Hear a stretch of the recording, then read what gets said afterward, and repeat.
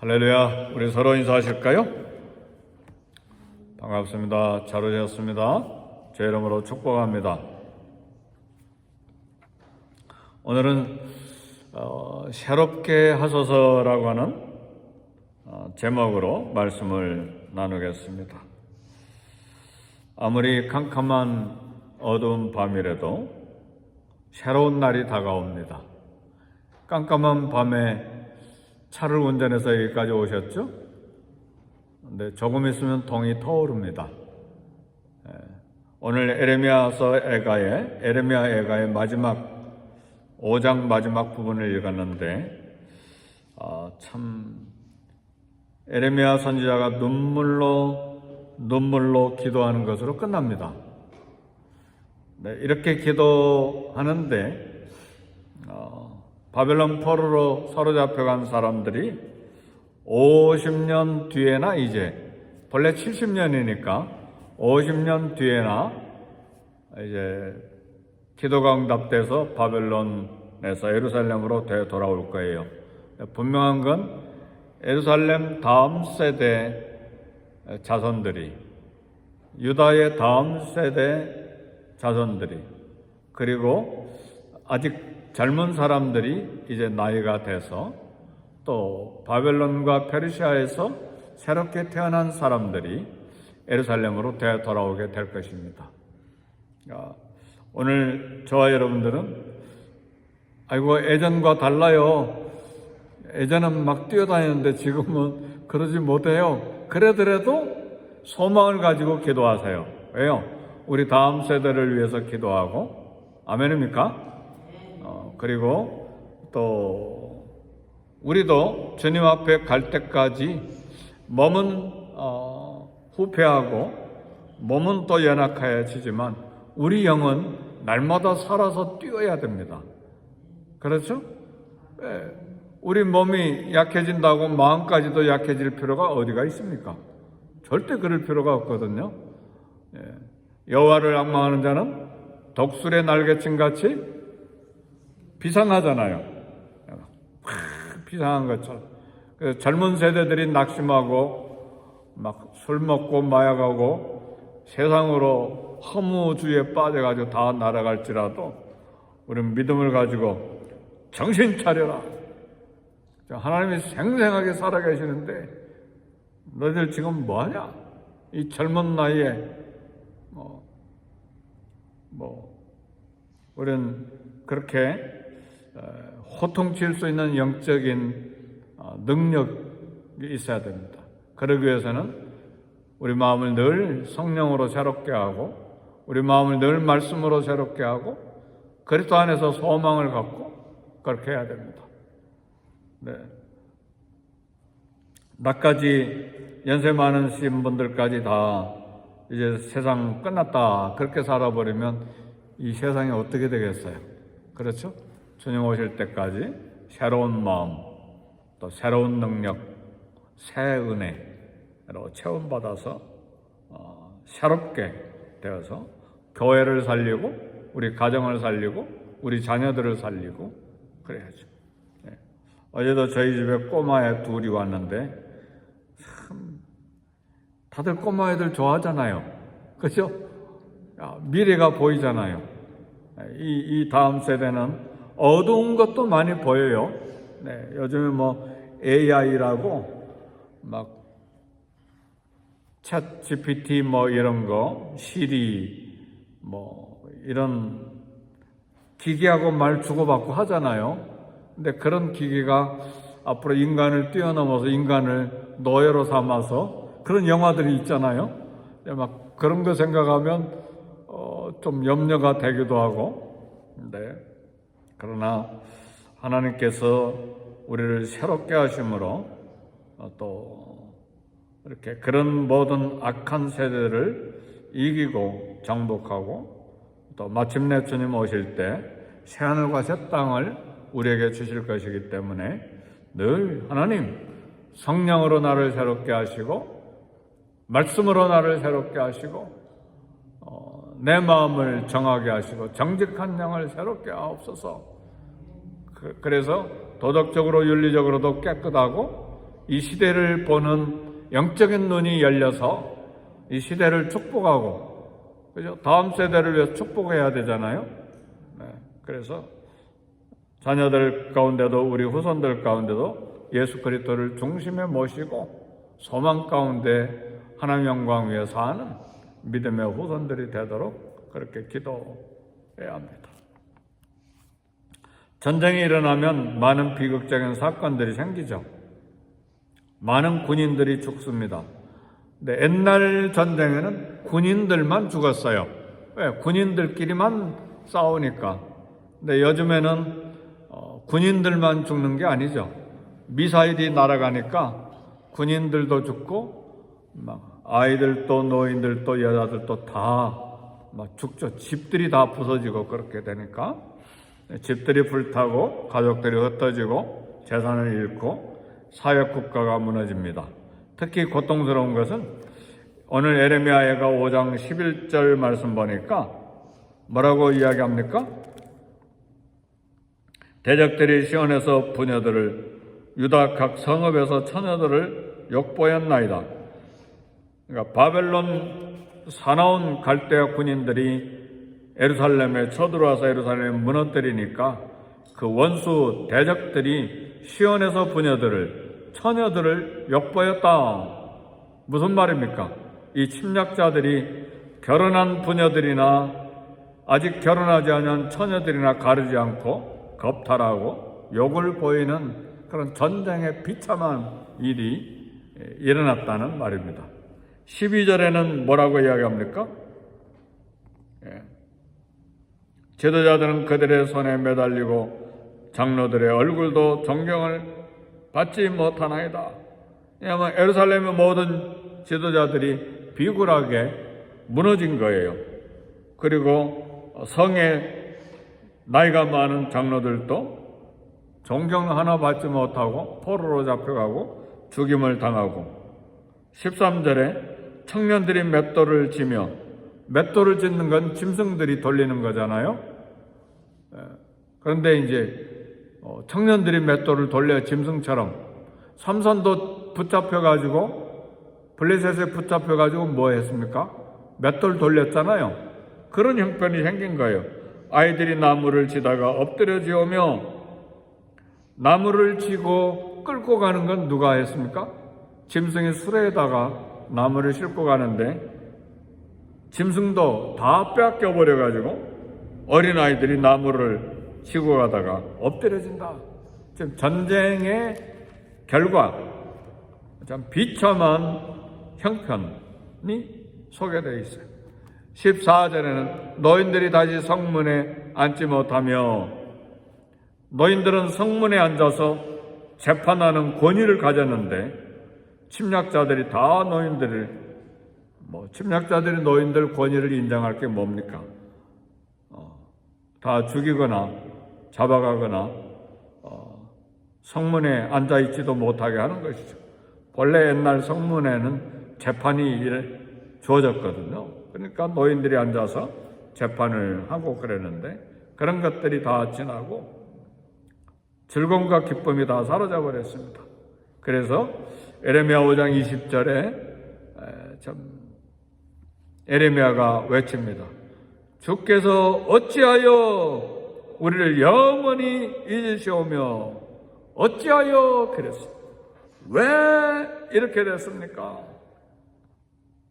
몰라서 그런 것 아닙니다. 에레미야는 왜 이렇게 예루살렘이 망했는지 알고 있어요. 우리를 이같이 오래 버리시나이까? 근데 이미 우리가 범죄하였나이다. 그렇게 고백을 했습니다. 우리가 범죄했기 때문에 이런 일들이 일어났습니다.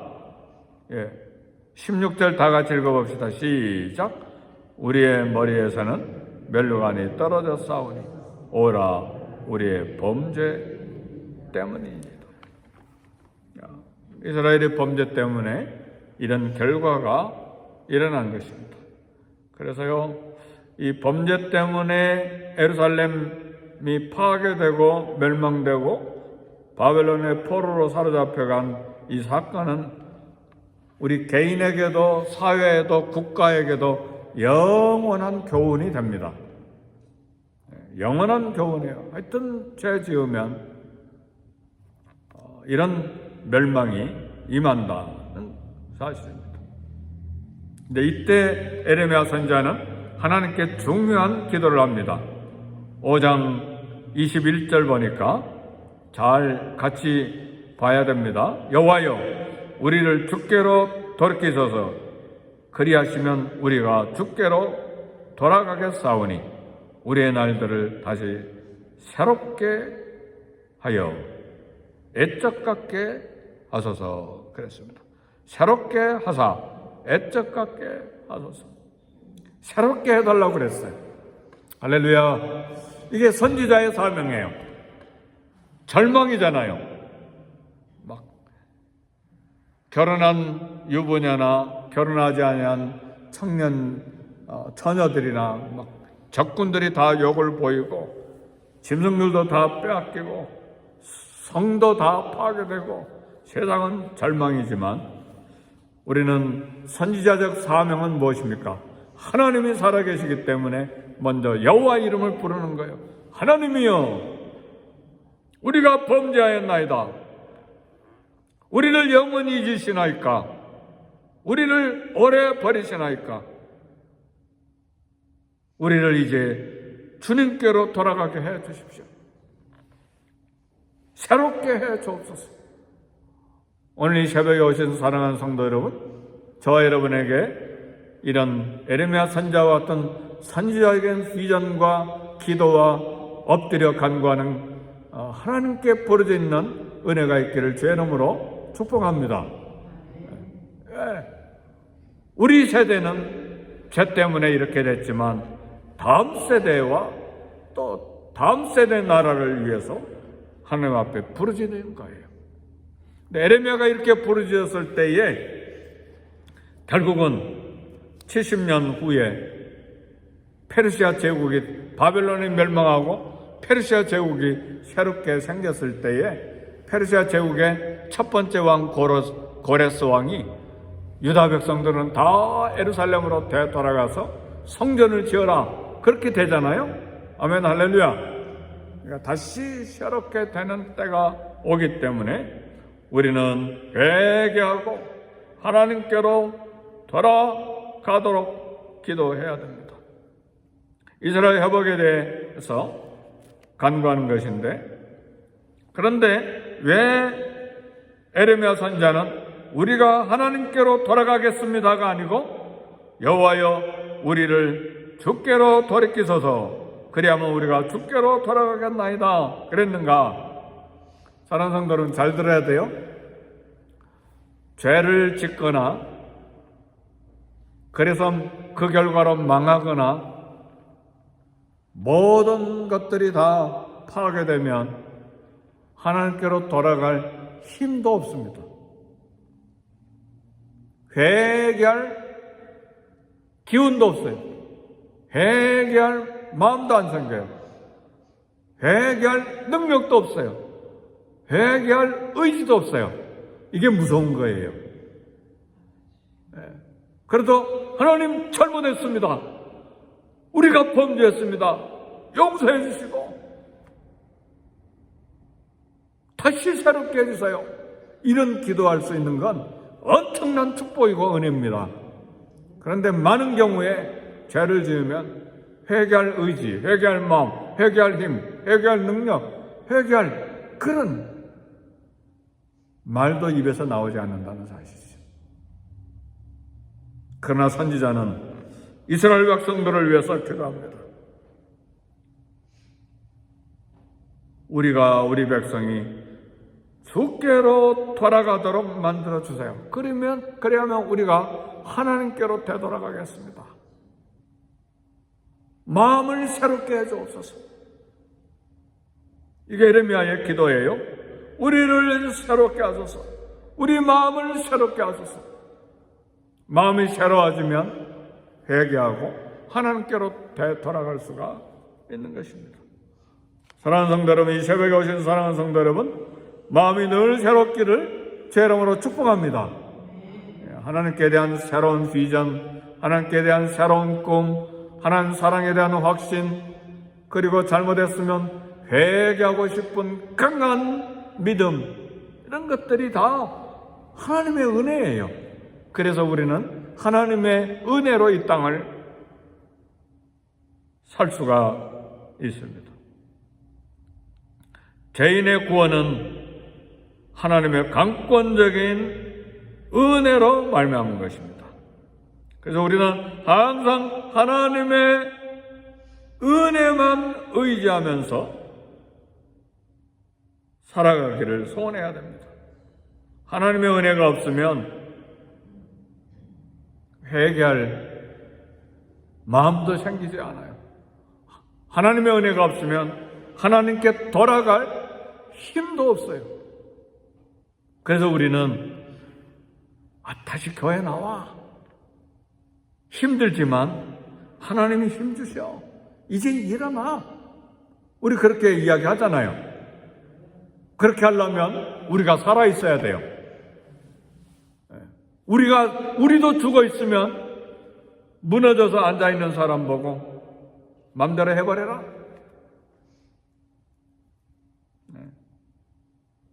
한마디도 위로의 말을 못하는 거죠. 우리가 생생하게 성령으로 말씀으로 살아있을 때는 주저앉아 있는 사람을 향해서 자매님, 집사님, 일어나세요. 이제는 일어날 때입니다. 이제는 하나님을 찾아야 될 때입니다. 이제는 봉사해야 될 때입니다. 이제는 헌신할 때야 됩니다. 이제는 하나님께 부르짖어야 될 때입니다. 우리가 살아있어야 돼요. 그래서 우리 마음이 날마다 새로워져야 됩니다. 그래야 한 영혼 건지고 주저앉아 있는 사람 일으켜 세울 수 있는 것이죠. 사도 베드로와 요한도 그랬잖아요. 성전 미문에 앉아있는 나면서부터 안진병이 된 자에게 뭐라고 했습니까? 내게는 은과 금은 내게 없겠지만 내게 있는 것은 내게 주노니 나사렛 예수의 이름으로 일어나 걸으라. 아멘, 할렐루야. 새로운 인생을 살아가라.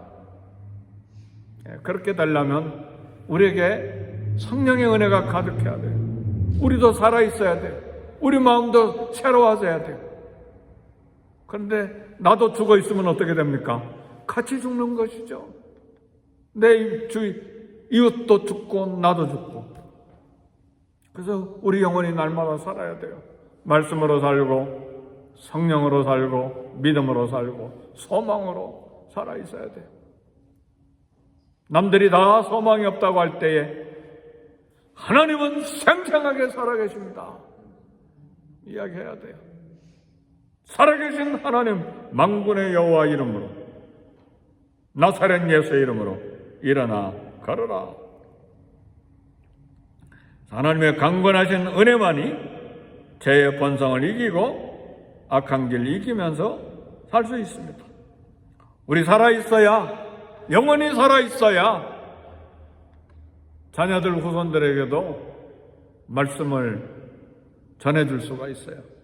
너 왜 그러냐? 너 왜 예배 안 나왔어? 너 그래서 되겠어? 너 지금 기도하냐? 성경 읽었냐? 하나님이 돌아가셨냐? 내 마음에 예수 그리스도가 살아계시냐? 우리가 살아있어야 그런 말도 아들딸들에게 이야기하죠. 근데 나까지 은혜를 잃어버리고 넘어져 있으면 어떻게 자녀선들을 이렇게 세울 수 있느냐 그 말이죠. 오늘 새벽에 나오신 사랑하는 성도 여러분, 모두 다 일어나야 됩니다. 새롭게 되기를 소원해야 되고, 혹시 우리 마음이 하나님께로 돌아갈 그런 힘이 없다면 여호와여 우리를 새롭게 하사 우리가 주께로 돌아가게 마음을 새롭게 해 주옵소서. 2600년 전에 일어난 이 바벨론 포로 사건, 예루살렘 멸망 사건을 배경으로 에레미야 예가가 쓰여져서 오늘 마지막이에요. 이 본문이 에레미야 예가 5장이 마지막입니다.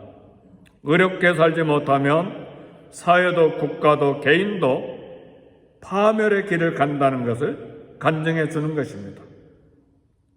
그래서 우리 개인의 의로운 삶도 중요해요.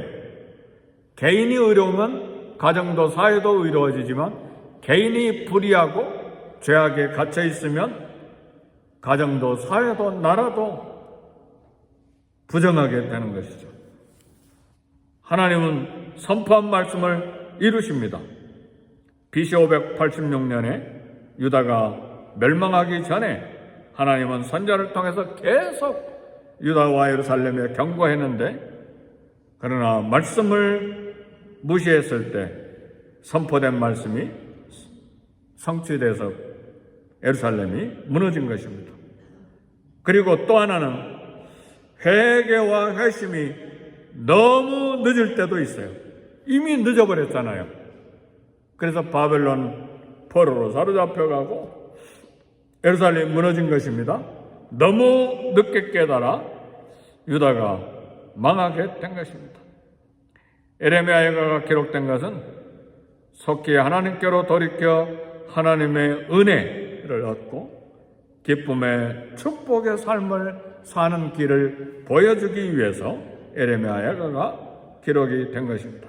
그래서 우리는 날마다 다윗처럼 하나님여 내 속에 정한 마음을 창조하시고 내 안에 정결한 영을 새롭게 하소서, 새롭게 하소서. 성경에 보니까 새롭게 해달라는 성경 구절이 여러 군데 나와요. 오늘 또 새롭게 하소서. 다윗도 내 안에 정직한 영을 새롭게 하소서 그랬습니다. 나를 주 안에서 쫓아내지 마시고 주의 성령을 내게서 거두지 마옵소서. 오늘 우리는 우리의 삶을 우리 힘으로 살아갈 수가 없습니다. 하나님의 은혜가 필요합니다. 너희가 그 은혜를 인하여 믿음으로 말미암아 구원을 얻었나니 그랬어요. 그 은혜로 말미암아 구원도 얻고 은혜로 말미암아 오늘 또 신앙생활을 할 수가 있습니다. 하나님의 은혜가 늘 우리에게 있어서 우리를 새롭게 하심으로 하나님의 이름을 계속해서 어떤 환경에서든지 부르짖는 새로운 믿음이 우리에게 있게 해달라고 우리 다 같이 기도하겠습니다. 다 같이 기도할 때에 나와 내 가정과 내 자녀들을 위해서 기도하고 우리 교회를 위해서 기도하고 미국도 새롭게 되게 하소서. 전쟁터에도 하나님의 은혜가 있어서 새롭게 되게 해 주옵소서. 우리 다 같이 통성으로 기도하겠습니다.